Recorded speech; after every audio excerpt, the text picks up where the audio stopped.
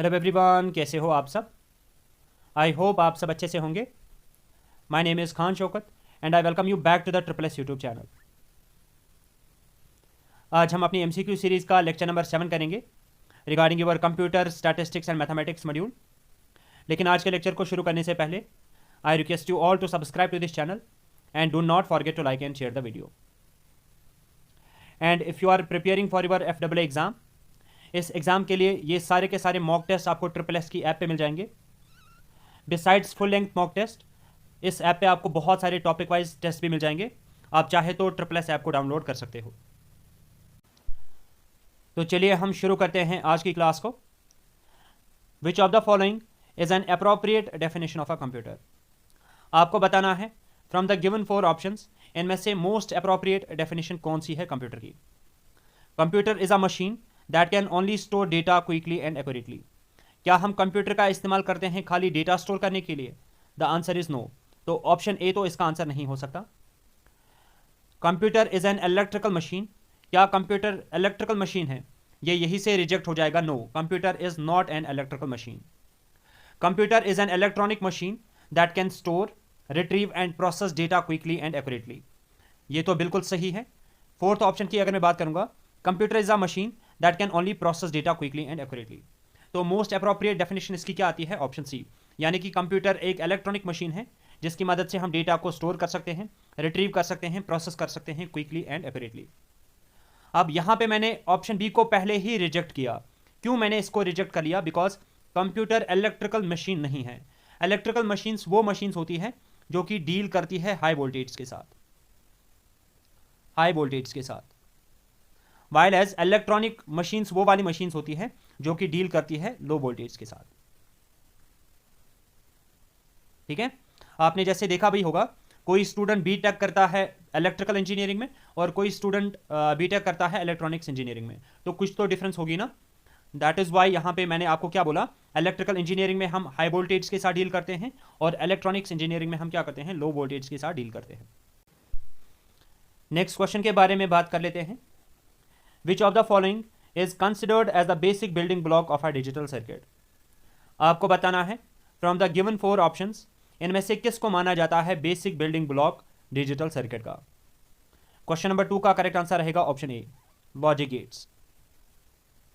अब ये logic gates क्या है? These are again electronic circuits, electronic circuits having one or more inputs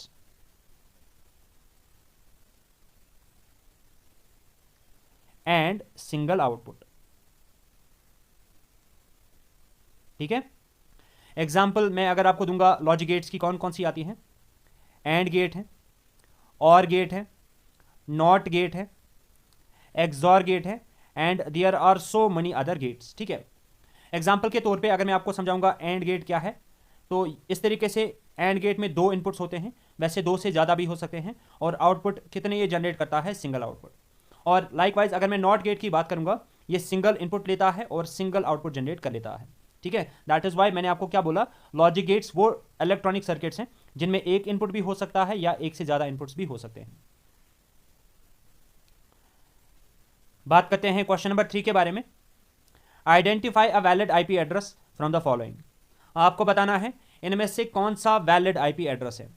पहले मैं आपको इसका आंसर बता देता हूं, उसके बाद मैं इसकी एक्सप्लेनेशन भी दूंगा। क्वेश्चन नंबर 3 का करेक्ट आंसर रहेगा ऑप्शन बी, 192.168.20.10। ठीक है, अब आप सबको पता है IP stands for internet protocol and हम IPv4 या IPv6 एड्रेस का इस्तेमाल कर लेते हैं। मैं यहाँ पे बात करूँगा IPv4 की। IPv4 कितने बिट का एड्रेस है? It is a 32 bit logical address, 32 bit logical address. अब अगर मैं आपको बोलूंगा कि आप IP एड्रेस याद रखो, ये वाला IP एड्रेस आप याद रखोगे, 32 जीरोज एंड वंस की कॉम्बिनेशन यहाँ पे मैं बना रहा हूँ कुछ इस तरीके से। क्या ये आपको याद रहेगा? The answer is no. 32 bits of zeros and ones हमें याद रखना काफ़ी ज़्यादा डिफिकल्ट हो जाएगा। फिर हमने क्या बोला कि इसी IP एड्रेस को हम क्या करेंगे, एक रिप्रेजेंटेशन देंगे, जिस रिप्रेजेंटेशन को बोला जाता है dotted decimal representation, dotted decimal representation. अब इस डॉटेड डेसिमल रिप्रेजेंटेशन में क्या चीज़ होती है मैं आपको प्रॉपर्ली समझाऊंगा। डॉटेड डेसिमल रिप्रेजेंटेशन क्या होता है ये हमें बताता है। According to the dotted decimal representation हम इस 32 बिट आईपी एड्रेस को क्या करेंगे, ऑक्टेट्स में डिवाइड करेंगे। ऑक्टेट्स का मतलब हो गया 8 बिट्स में ब्रेक करेंगे। ये होगी पहली 8 बिट्स, फिर दूसरी 8 बिट्स, फिर तीसरी 8 बिट्स और फिर लास्ट पे चौथी 8 बिट्स। अगर हम इनका सम करेंगे तो टोटल बिट्स कितने बन जाएंगे, फिर से 8 हो गया 16, 24 एंड 32। तो 32 बिट्स को मैंने क्या कर लिया, 4 हिस्सों में डिवाइड कर लिया और हर एक हिस्से को हम क्या बोलते हैं, ऑक्टेट। ठीक है, अब इस 8 बिट की मदद से हम कौन सा नंबर रिप्रेजेंट कर सकते हैं, any number from 0 to 255 obviously, क्योंकि 8 बिट्स का जो रेंज है वो क्या आता है 0 से लेकर 255 तक। इन 8 बिट्स का भी रेंज क्या आ जाएगा, एनी नंबर फ्रॉम 0 to 255। इस 8 बिट का भी वैल्यू क्या होगा, एनी नंबर फ्रॉम 0 to 255, इसका भी सेम रहेगा, any number from 0 to 255। For example मैं अगर यहाँ पे लूंगा लेट अस से 192, क्या ये इस रेंज में आ रहा है, बिल्कुल आ रहा है। मैं यहाँ पे लूंगा 168, क्या ये इस रेंज में आ रहा है, बिल्कुल आ रहा है। अगर मैं यहाँ पे लूंगा 20, क्या ये 0 से लेके 255 तक आ रहा है, बिल्कुल आ रहा है। और यहाँ पे मैं क्या लिखूंगा, अगर मैं 10 लिखूंगा ये भी हमारे रेंज में आ रहा है। और मैंने आपको क्या बोला, इस रिप्रेजेंटेशन को हम क्या बोलते हैं, डॉटेड डेसिमल रिप्रेजेंटेशन। ये हो गया डेसिमल वैल्यू और इनके बीच में हम क्या डालते हैं, डॉट। यहाँ पे मैंने डॉट डाला, यहाँ पे मैंने डॉट डाला और यहाँ पे मैंने डॉट डाला। इसी रिप्रेजेंटेशन को हम क्या बोलते हैं, डॉटेड डेसिमल रिप्रेजेंटेशन। होपफुली ये पॉइंट आपको समझ में आ गया होगा। देखो अगर मैं ऑप्शन ए की बात करूंगा ना, यहां पे डॉट नहीं आ रहा है, यहां पे किसी और सिंबल का इस्तेमाल किया गया है, दैट इज वाई ये एक वैलिड आईपी एड्रेस तो नहीं हो सकता। अब अगर मैं ऑप्शन सी की पहले बात करूंगा, ऑप्शन सी की बात करूंगा, यहां पे अगर आप पहला ही ऑक्टेट देखोगे ना, इसका वैल्यू क्या आ रहा है, 300। क्या ये हमारे रेंज के अंदर आ रहा है, the answer is no. That is why इसी की वजह से ये क्या बन जाएगा, इनवैलिड आईपी एड्रेस बन जाएगा। If I talk about option D, यहां पे भी आप देखोगे तीसरे ऑक्टेट का वैल्यू क्या आ रहा है, 302। क्या ये हमारे रेंज में आ रहा है 0 से लेके 255 तक, the answer is again no. That is why ये भी क्या बन जाएगा, इनवैलिड आईपी एड्रेस बन जाएगा। That is why I already told you that question number 3 का करेक्ट आंसर रहेगा option B, 192.168.20.10। Now let's talk about question number 4। A compact disc, जिसको हम शॉर्ट में सीडी बोलते हैं, is a data storage system of the type dash. आपको बताना है सीडी किस टाइप का डेटा स्टोरेज सिस्टम है। क्वेश्चन नंबर 4 का करेक्ट आंसर रहेगा ऑप्शन सी, ऑप्टिकल। अब ऑप्टिकल डिस्क का क्या मतलब होता है, ऑप्टिकल डिस्क जो होती है ये यूज करती है लेजर लाइट को डेटा रीड करने के लिए या राइट करने के लिए। और इसकी एग्जाम्पल कौन कौन सी आती हैं, जैसे एक एग्जाम्पल मैंने आपको बताया सीडी, इसी तरीके से डीवीडी एंड ब्लू रे डिस्क्स। नेक्स्ट क्वेश्चन के बारे में बात कर लेते हैं। How do computer viruses typically spread. आपको बताना है कंप्यूटर वायरसेस किस तरीके से फैल जाते हैं, through physical contact. Physical contact से तो नहीं फैलते हैं, तो ये इसका आंसर नहीं हो सकता।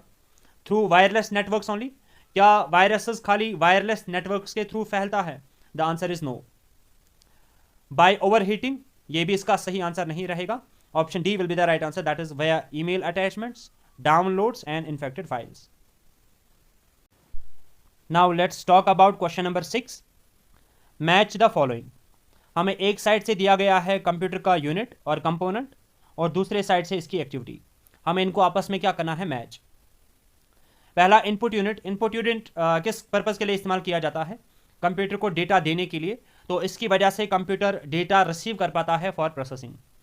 ए का करेक्ट मैच क्या रहेगा, सेकंड ऑप्शन। तो यहां पे ए के साथ थर्ड मैचड है, तो ये वाला ऑप्शन तो पहले ही एलिमिनेट हो जाएगा। आउटपुट यूनिट किस पर्पस के लिए इस्तेमाल किया जाता है, हमारे प्रोसेस डेटा को डिस्प्ले कराने के लिए, तो बी का जो करेक्ट मैच रहेगा that will be the third option, तो इसकी वजह से ये वाला ऑप्शन डिलीट हो जाएगा। मेमोरी यूनिट किस पर्पस के लिए इस्तेमाल किया जाता है, प्रोग्राम्स और डेटा को स्टोर करने के लिए, सी फोर्थ के साथ मैच हो जाएगा, तो ये इसकी वजह से एलिमिनेट हो जाएगा। क्वेश्चन नंबर 6 का करेक्ट आंसर रहेगा ऑप्शन सी। और प्रोसेसिंग यूनिट ऑब्वियसली किस पर्पस के लिए इस्तेमाल किया जाता है, इंस्ट्रक्शंस को एग्जीक्यूट करने के लिए। नेक्स्ट क्वेश्चन पे मूव करते हैं। Which of the following is not an example of hardware. आपको बताना है फ्रॉम द गिवन 4 ऑप्शंस इसमें से कौन सी एग्जाम्पल नहीं है हार्डवेयर की? क्वेश्चन नंबर 7 का करेक्ट आंसर रहेगा ऑप्शन ए, जावा। जावा क्या है? ये एक high level object oriented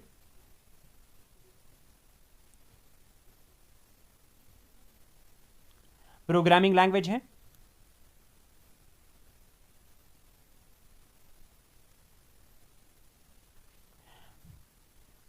which was developed by James Gosling.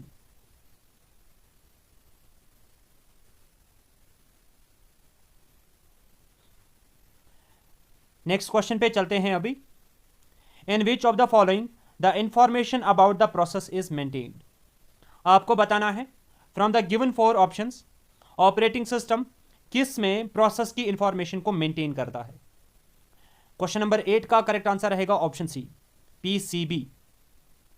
PCB की फुल फॉर्म क्या है? Process control block. Next question के बारे में बात कर लेते हैं। Portrait and landscape are options of. आपको बताना है पोर्ट्रेट और लैंडस्केप क्या है।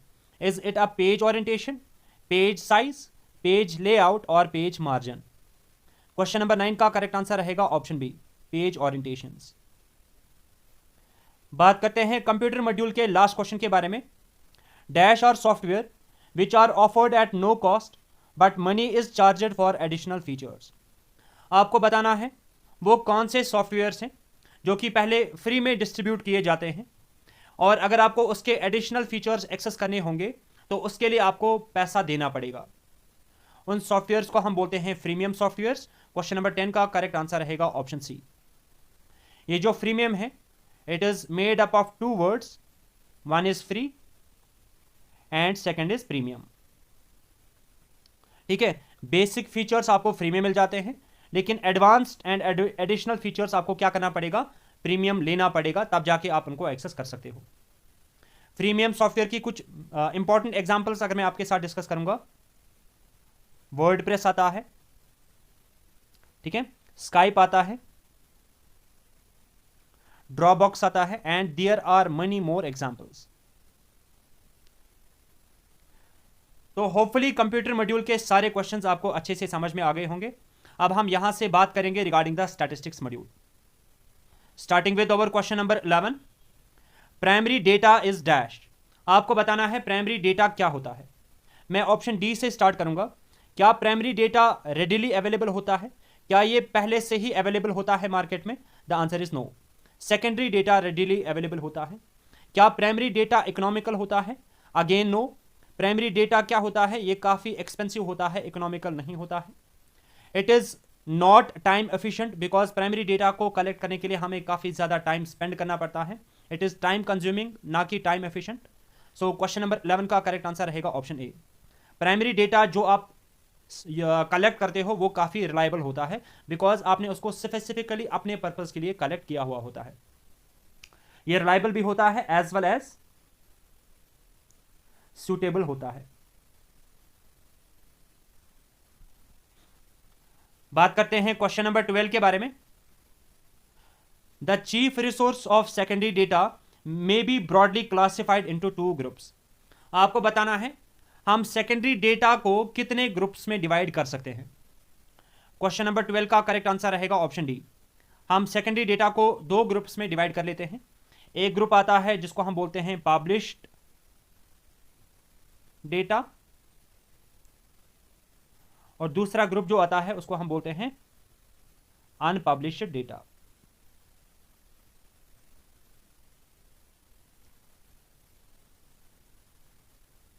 अब आप मुझे कमेंट सेक्शन में मेंशन करके बताओगे इसकी 3 एग्जांपल्स और इसकी भी 2-3 examples.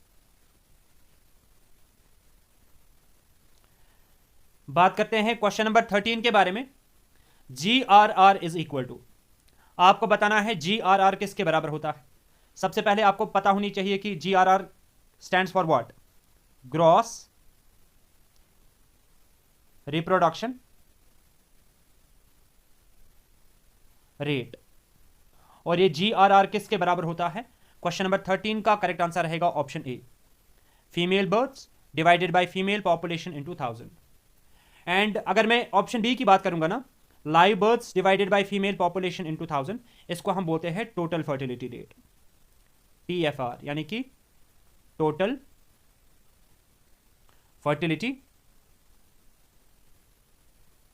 Rate.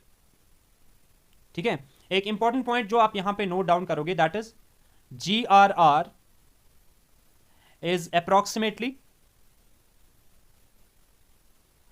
Half of TFR। अब ऐसा क्यों होता है, ये अगर आपको समझ में आया तो आप कमेंट सेक्शन में जरूर मेंशन करके बताओगे। वैसे जब मैंने आपको स्टैटिस्टिक्स की डिटेल में MCQ सीरीज करवाई है, वहां पे हमने इस एग्जांपल को प्रॉपर्ली समझा है। नेक्स्ट क्वेश्चन के बारे में बात कर लेते हैं। Which of the following test is satisfied when PAB into PBC into PCA is equal to 1। आपको बताना है जब ये कंडीशन सेटिस्फाई हो जाती है तो उस टाइम पे कौन सा टेस्ट सेटिस्फाई हो जाता है। क्वेश्चन नंबर 14 का करेक्ट आंसर रहेगा ऑप्शन बी, सर्कुलर टेस्ट। और ये जो सर्कुलर टेस्ट है, it was suggested by Westergaard.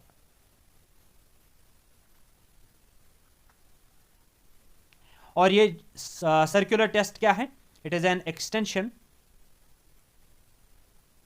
Of time reversal test.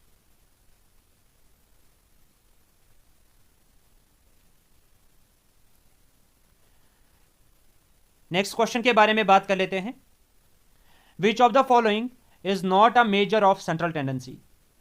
आपको बताना है फ्रॉम द गिवन 4 ऑप्शंस इसमें से कौन सा मेजर नहीं है सेंट्रल टेंडेंसी का। काफी बेसिक लेवल का क्वेश्चन है।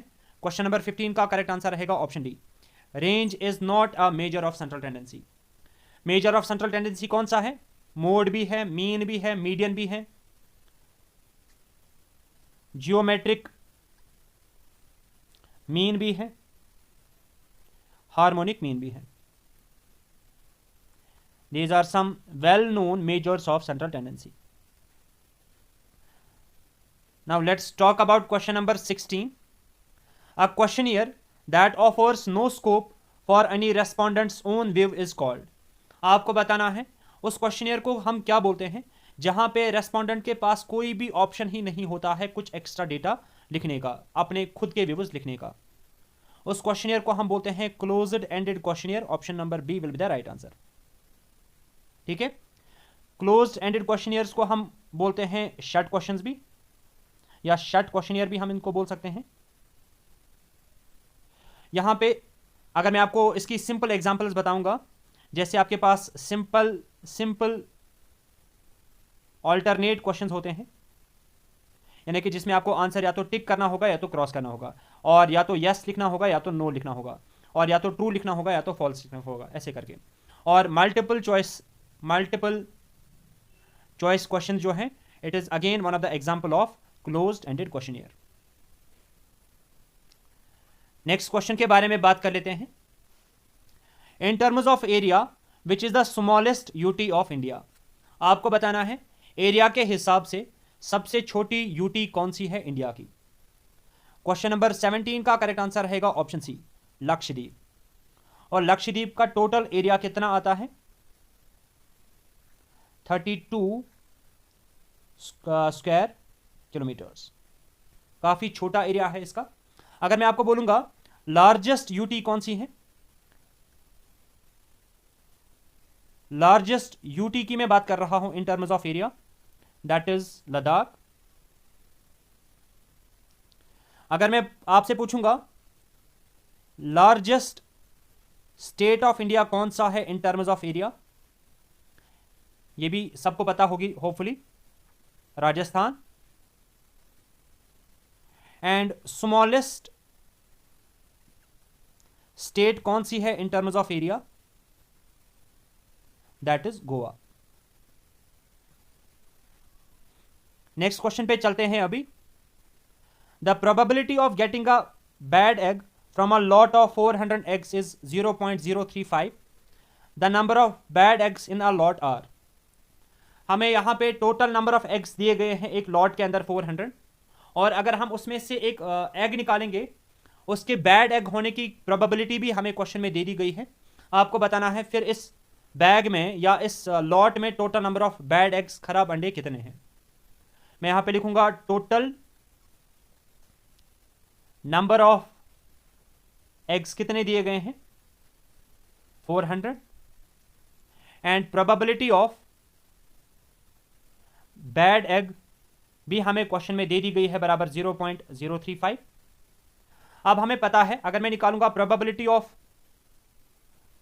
बैड एग वो किसके बराबर होगी, नंबर ऑफ बैड एग्स यानी कि favourable outcomes divided by total eggs. Total eggs values को सिंपली हमें पुट करना है। प्रोबेबिलिटी ऑफ बैड एग हमें दिया गया है बराबर 0.035 is equal to number of bad eggs हमें नहीं पता है और डिवाइडेड बाय क्या आ जाएगा, टोटल एग्स कितने हैं 400। क्रॉस मल्टीप्लिकेशन करेंगे तो यहां से हमें नंबर ऑफ बैड एग्स आ जाएगा बराबर, इनको मल्टीप्लाई करने के बाद 14। क्वेश्चन नंबर 18 का करेक्ट आंसर रहेगा ऑप्शन बी। नेक्स्ट क्वेश्चन के बारे में बात कर लेते हैं। Which of the following are the titles for the rows of a table. अगर मैं एक टेबल बनाऊंगा यहां पे कुछ इस तरीके से, हम क्या करते हैं हर एक रो को एक टाइटल देते हैं और हर एक कॉलम को एक टाइटल देते हैं। आपको बताना है कि रो के टाइटल को हम क्या बोलते हैं। क्वेश्चन नंबर 19 का करेक्ट आंसर रहेगा ऑप्शन सी, स्टब। रो के टाइटल को बोला जाता है स्टब और कॉलम के टाइटल को बोला जाता है कैप्शन।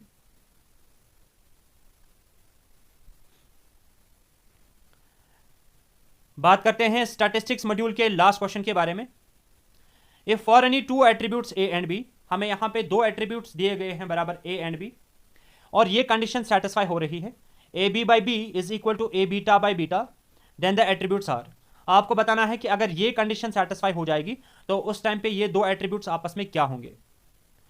क्वेश्चन नंबर 20 का करेक्ट आंसर रहेगा ऑप्शन सी, इंडिपेंडेंट। और इस मेथड को जो हम बोलते हैं ना, एज पर, मैं यहां पे लिखूंगा as per proportion method of independence, अगर ये कंडीशन सेटिस्फाई हो जाएगी तब हम बोलते हैं दो एट्रीब्यूट्स आपस में क्या है, इंडिपेंडेंट। अगर A B by B greater than होगा ए बीटा बाई बीटा से, इस वाले सिनेरियो में दो एट्रीब्यूट्स आपस में क्या होते हैं, पॉजिटिवली एसोसिएटेड।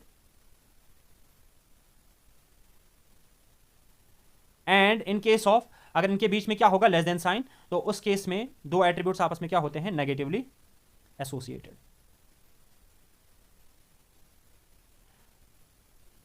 तो होपफुली स्टैटिस्टिक्स मॉड्यूल के भी सारे क्वेश्चंस आपको अच्छे से समझ में आ गए होंगे।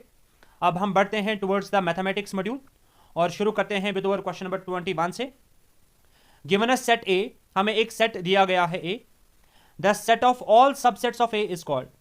अगर इस सेट के सारे सबसेट्स में निकालूंगा और उसका अगर मैं एक सेट बनाऊंगा तो उसको हम क्या बोलते हैं, पावर सेट।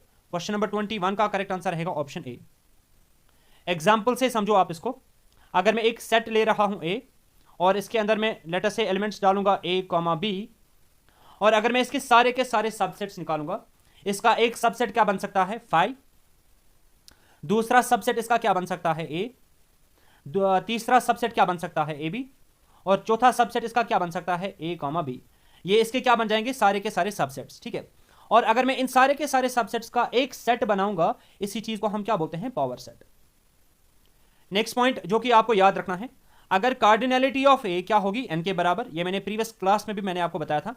उस केस में cardinality of power set of A किसके बराबर होता है, 2 raised to power n। 2 raised to power n। Question number 22 पे चलते हैं अभी। Suhail buys postage stamps. Suhail कुछ पोस्टेज स्टैंप्स बाय करता है ऑफ 25 पैसा एंड 50 पैसा, और टोटल में जो इसको खर्चा हो जाता है वो है ₹10। टोटल स्टैंप्स ये कितनी बाय करता है, 28। आपको बताना है टोटल नंबर ऑफ 25 पैसा स्टैंप्स इसने कितनी खरीदी होंगी। मैं प्रॉपरली आपको चीजें समझा रहा हूं, इसीलिए मैं थोड़ा सा टाइम लूंगा। मैं मानूंगा लेट नंबर ऑफ 25 पैसे स्टैंप्स बी एक्स, सेम तरीके से मैं लूंगा नंबर ऑफ 50 पैसे स्टैंप्स में लूंगा बराबर वाई के। और पहली कंडीशन क्या है, हमें बताया जा रहा है टोटल नंबर ऑफ स्टैंप से कितनी खरीदता है 28। दैट मीन्स अगर मैं x प्लस वाई करूंगा वो किसके बराबर आता है 28, और इसको मैं मानूंगा इक्वेशन नंबर 1। दूसरी कंडीशन क्या है, दूसरी कंडीशन हमें बताया जा रहा है ये टोटल कितने पैसे खर्च करता है 10 रुपीज। 25 पैसे स्टैंप्स इसने कितने खरीदे होंगे x, मैं लिखूंगा यहां पे 25 इंटू एक्स, प्लस 50 पैसे स्टैंप्स इसने कितनी खरीदी y, तो मैं लिखूंगा यहां पे 50 इंटू वाई, और टोटल खर्चा इसको कितना हो जाता है 10 रुपए। क्योंकि यहाँ पे हिसाब सारा कुछ पैसों में है तो मैं इसको भी पैसों में अगर लिखूंगा तो मुझे इसको मल्टीप्लाई करना पड़ेगा किससे 100 से। रुपीज़ को अगर मुझे पैसों में कन्वर्ट करना होगा तो मैं इसको मल्टीप्लाई करूंगा 100 से। मैं यहाँ पे लिख सकता हूँ 25x plus 50y is equal to 1000, बिल्कुल लिख सकते हैं। यहाँ पे डायरेक्टली मैं कैंसिलेशन कर सकता हूँ 25 1 जार, 25 2 जार, 25 4 जार हो गया 100, और साथ में क्या बचेगा 0। ठीक है, तो अल्टीमेटली यहां पे जो हमें वैल्यू मिल रहा है वो हमें क्या वैल्यू मिल रहा है, x plus 2y is equal to 40। अब मैं क्या कर सकता हूं यहां पे इक्वेशन नंबर 1 और इक्वेशन नंबर 2 को आपस में सब्ट्रैक्ट कर सकता हूं। तो अगर मैं सब्ट्रैक्ट करूंगा तो क्या आ जाएगा, x plus y minus x minus 2y will be equal to 28 minus 40। मैंने दोनों को सिंपली क्या किया, आपस में सब्ट्रैक्ट, और फिर से यहां पे कैंसिलेशन हो सकती है थोड़ी बहुत। x और x आपस में क्या हो जाएगा कैंसिल, यहां पे ये क्या बचेगा, minus y will be equal to minus 12, minus minus हो जाएगा कैंसिल, तो y का वैल्यू हमें यहां पे फाइनली क्या मिला 12। और y किस चीज को रिप्रेजेंट कर रहा है, 50 पैसे स्टैंप्स को। लेकिन हमें 50 पैसा स्टैंप नहीं निकालना है, हमें निकालना है कि 25 पैसे स्टैंप्स कितने होंगे। अब इस y का वैल्यू मैं सब्स्टिट्यूट कर सकता हूं इस वाली इक्वेशन में। ये क्या बनेगा, x प्लस वाई के बदले में क्या लिखूंगा 12 इज इक्वल टू 28। ठीक है, तो x का वैल्यू क्या आ जाएगा, 28 माइनस 12 करेंगे तो 16। तो नंबर ऑफ 25 पैसे स्टैंप्स कितने थे x, और x का वैल्यू क्या आया 16। क्वेश्चन नंबर 22 का करेक्ट आंसर रहेगा ऑप्शन बी। बात करते हैं क्वेश्चन नंबर 23 के बारे में। आपको बताना है ट्रिग्नोमेट्रिक रेशियो जो है कॉट एक्स, इसकी डिफरेंशिएशन किसके बराबर होती है।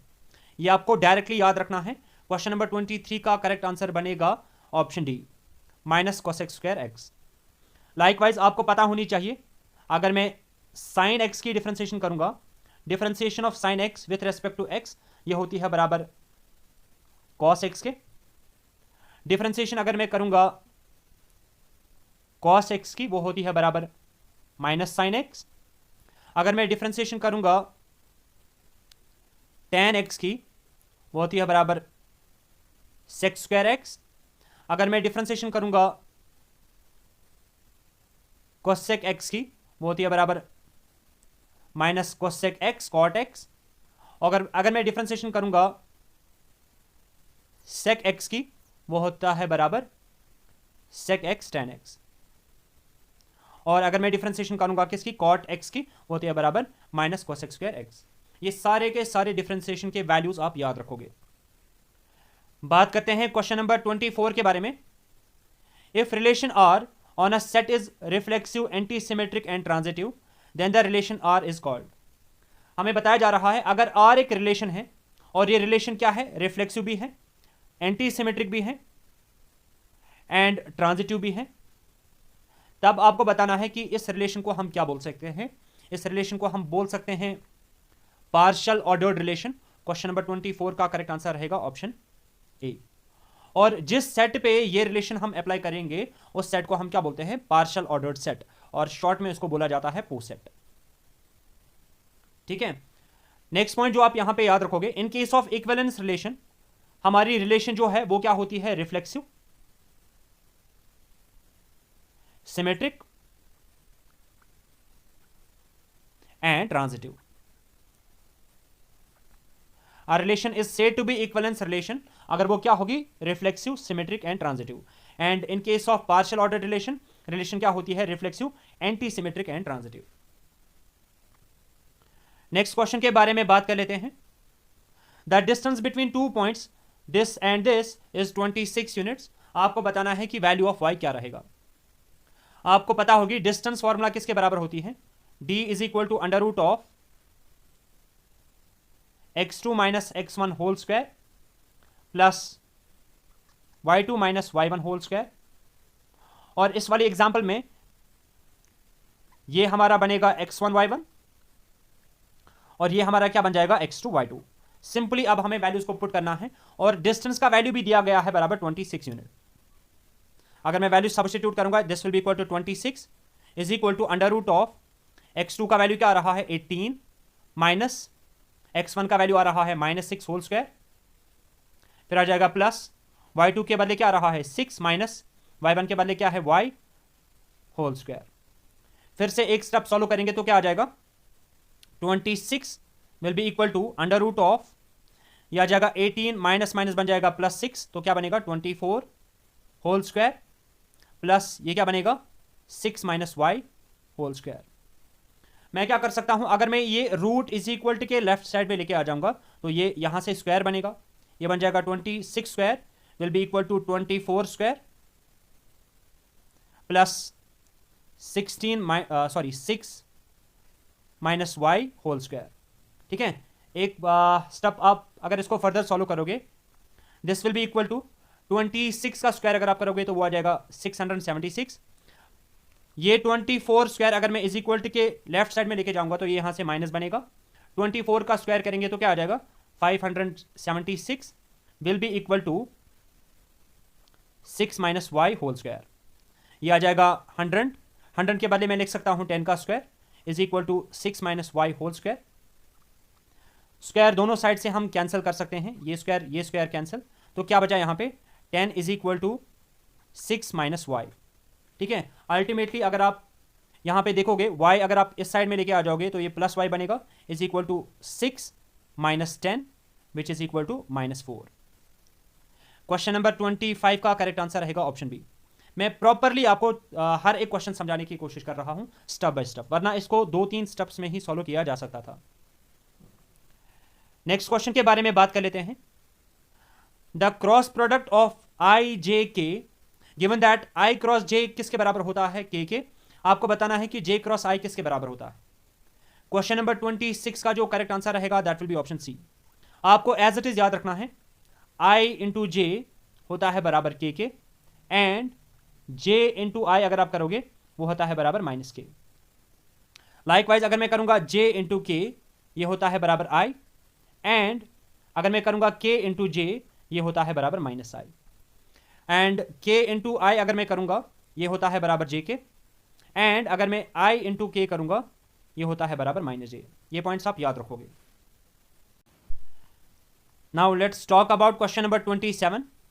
0 फैक्टोरियल इज इक्वल टू, आपको बताना है कि 0 फैक्टोरियल किसके बराबर होता है। मैं समझाऊंगा इसको ऐसे, आप सबको पता है n फैक्टोरियल के बदले क्या मैं लिख सकता हूं n इंटू n-1 फैक्टोरियल, हाँ बिल्कुल लिख सकते हैं।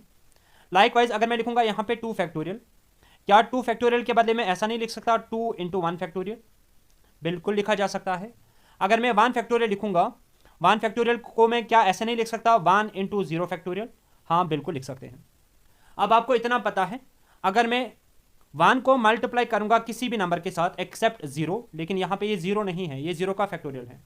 अगर मैं 1 को लेटर से 9 के साथ मल्टीप्लाई करूंगा तो वो 9 ही आ जाता है। अगर मैं 1 को मल्टीप्लाई करूंगा लेटर से 3 के साथ तो वो वापस से 3 ही आएगा। मींस 1 को अगर मैं किसी भी नंबर के साथ मल्टीप्लाई करूंगा तो वो वही नंबर वापस से आ जाता है। तो यहां पे भी अगर मैं 1 को मल्टीप्लाई करूंगा किसके साथ 0 फैक्टोरियल के साथ तो ये वापस से क्या आ जाएगा 0 फैक्टोरियल ही आएगा। फाइनली हमें यहां पे वैल्यू क्या मिल रहा है 1 factorial is equal to 0 factorial. Since we know that 1 factorial किसके बराबर होता है 1 के, विच इंप्लाइज दैट 0 फैक्टोरियल किसके बराबर आया 1 के बराबर। क्वेश्चन नंबर 27 का करेक्ट आंसर रहेगा option A. Now let's talk about question number 28। 4 dices are thrown simultaneously, हम 4 डाइसेस को थ्रो कर रहे हैं एक साथ। What is the probability that all of them will have the same face, आपको बताना है कि क्या प्रोबेबिलिटी रहेगी जो 4 डाइस हमने थ्रो कर लिए इन पे सेम फेस वैल्यू आएगा। अगर मैं सबसे पहले यहां पे सैंपल स्पेस निकालूंगा, सैंपल स्पेस में कितनी नंबर ऑफ ऑब्जर्वेशंस होंगी, डाइस में टोटल नंबर ऑफ फेसेस कितने होते हैं 6 और हम कितने डाइसेस को थ्रो कर रहे हैं, 4 डाइसेस को, तो रेज्ड पावर क्या आएगा 4। इसको मैं ऐसे भी लिख सकता हूं 6 स्क्वायर इंटू 6 स्क्वायर, बिल्कुल लिख सकते हैं। 6 स्क्वायर हो गया 36 इंटू 36। अगर मैं इसको सॉल्व करूंगा तो वो किसके बराबर आ जाएगा, that will be equal to 1296। ठीक है, ये हमारे क्या बन रहे हैं, टोटल नंबर ऑफ आउटकम्स। अब अगर मैं फेवरेबल आउटकम्स की बात करूंगा, फेवरेबल आउटकम्स यहां पे कौन से होंगे, जब हमारे सारे के सारे फेसेस पे क्या होगा, सेम वैल्यू। तो एक पॉसिबिलिटी कुछ इस तरीके से बन रही है, पहले डाई पे भी 1, दूसरे डाई पे भी 1, तीसरे डाई पे भी 1 और चौथे डाई पे भी 1। दूसरी पॉसिबिलिटी बन रही है, पहले डाई पे भी 2, दूसरे पे भी 2, तीसरे पे भी 2, चौथे पे भी 2। सेम तरीके से 3 3 3 3, 4 4 4 4, 5 5 5 5 एंड 6 6 6 6। ठीक है, तो फेवरेबल आउटकम्स हमारे यहाँ पे कितने बन रहे हैं, 6। ठीक है, तो अगर मैं रुकायोड प्रोबेबिलिटी यहाँ पे निकालूंगा, रुकायोड प्रोबेबिलिटी वो किसके बराबर आ जाएगा, फेवरेबल आउटकम्स कितने हैं 6 डिवाइडेड बाय टोटल आउटकम्स कितने हैं 1296। कैंसिलेशन करेंगे 6 1 जार 6 और ये करता है 216 से। सो क्वेश्चन नंबर 28 का जो सही आंसर रहेगा that will be option number D. बात करते हैं क्वेश्चन नंबर 29 के बारे में। If simple interest for 2 years is ₹500 at 10% rate of interest, find the compound interest for the same time. हमें सिंपल इंटरेस्ट दिया गया है SI फॉर 2 years, किसके बराबर दिया गया है 500, means that SI for 1 year किसके बराबर होगा, बार बार मैं आपको बता रहा हूं SI हर साल का सेम होता है, तो पहले साल के लिए इसको कितना SI मिलेगा 250। ठीक है, अब आपको बताना है कि अगर मैं सेम प्रिंसिपल सेम रेट पे सेम टाइम के लिए सबमिट कर लेता तो मुझे कितना कंपाउंड इंटरेस्ट मिल जाता। कंपाउंड इंटरेस्ट अगर मैं निकालूंगा फॉर फर्स्ट ईयर तो वो किसके बराबर होगा, obviously same as that of SI for first year. कितना आ जाएगा पहले साल के लिए कंपाउंड इंटरेस्ट 250, और सेकेंड ईयर के लिए कंपाउंड इंटरेस्ट कितना बनेगा 250 तो पहले बनेगा ही बनेगा, प्लस ये जो 250 इसको पहले साल के एंड पे मिला होगा ना, इस पे भी इसको इंटरेस्ट मिलेगा, किस रेट पे 10% पे, क्योंकि वो क्वेश्चन में दिया गया है 10% ऑफ 250, 10% ऑफ 250। कैंसिलेशन करेंगे तो वो क्या आ जाएगा 25। तो सेकेंड ईयर के लिए इसको टोटल SI कितना मिलेगा 275, पहले साल के लिए 250 और दूसरे साल के लिए 275, तो टोटल कंपाउंड इंटरेस्ट इसको कितना मिलेगा 2 सालों के बाद, ये आ जाएगा बराबर 525। क्वेश्चन नंबर 29 का करेक्ट आंसर बनेगा ऑप्शन सी। ठीक है, ये मैं आपको लॉजिकली क्वेश्चन सॉल्व करके बता रहा हूं। अगर आपको प्रॉपर मेथड से ये सॉल्व करना है, मैं आपको वो भी एक बार समझाता हूं कैसे आप इसको प्रॉपरली सॉल्व कर सकते हो। हमें पता है दैट SI किसके बराबर होता है, P into R into T divided by 100। SI इस वाले एग्जाम्पल में हमें कितना दिया गया है 500 will be equal to principal हमें नहीं पता है, रेट ऑफ इंटरेस्ट है 10% और टाइम पीरियड क्या है 2 साल, डिवाइडेड बाय क्या आ जाएगा 100। 0 से 0 कैंसिल, 2 1 जार 2, 2 5 जार 10। इन दोनों को अगर हम क्रॉस मल्टीप्लिकेशन करेंगे 5 5 जार 25 और साथ में 2 जीरोज आ रहे हैं इज इक्वल टू P। तो प्रिंसिपल का वैल्यू हमें यहाँ पे कितना मिल रहा है 2500। अब अगर मैं क्या निकालूंगा, अमाउंट निकालूंगा कंपाउंड इंटरेस्ट की फॉर्मूला को अप्लाई करके। कंपाउंड इंटरेस्ट की मदद से अगर मैं क्या निकालूंगा अमाउंट, वो किसके बराबर आ जाएगा, वी नो दैट प्रिंसिपल अपने आप का 100% होता है और रेट ऑफ इंटरेस्ट इसको कितना मिल रहा है 10%, तो टोटल ये कितना बनेगा 110% पहले साल के लिए, 110% दूसरे साल के लिए ऑफ प्रिंसिपल। प्रिंसिपल कितना है 2500। ठीक है, फिर से अगर आप इसको कैंसिल करोगे तो आपका जो फाइनल आंसर यहां पे आ जाएगा ना, that will be equal to 3025। ये आपका क्या बन रहा है अमाउंट, लेकिन आपको अमाउंट नहीं निकालना है, आपको क्या निकालना है कंपाउंड इंटरेस्ट। तो आपको कैसे निकाल सकते हो, अमाउंट में से आप प्रिंसिपल को माइनस करोगे, प्रिंसिपल कितना है 2500, तो यहां पे भी आपका आंसर क्या बचेगा 525। इन एनी केस आपका आंसर सेम ही आएगा। अब आपको जो भी मेथड अच्छा लगता है आप वो वाला मेथड यूज कर सकते हो। बात करते हैं आज के सेशन के लास्ट क्वेश्चन के बारे में। A matrix is said to be dash if it is transpose is equal to itself. आपको बताना है उस मैट्रिक्स को हम क्या बोलते हैं अगर एक मैट्रिक्स का ट्रांसपोज करने के बाद वो वापस से वही मैट्रिक्स निकलती है। उस मैट्रिक्स को हम बोलते हैं सिमेट्रिक मैट्रिक्स। क्वेश्चन नंबर 30 का करेक्ट आंसर रहेगा ऑप्शन ए। मैं एक बेसिक एग्जांपल आपको समझाऊंगा।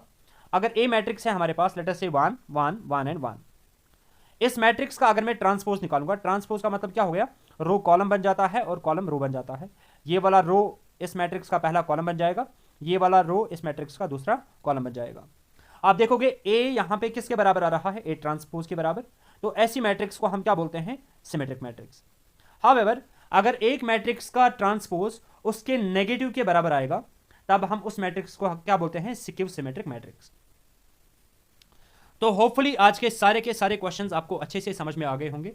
इन केस कहीं पे कोई भी डाउट आता है वो आप मुझे कमेंट सेक्शन में मेंशन करके बताओगे। Hope you like the session. अगर अच्छा लगा do hit the like button. मिलते हैं अब अपने नेक्स्ट लेक्चर में। Till then take a very good care of yourself. Good bye.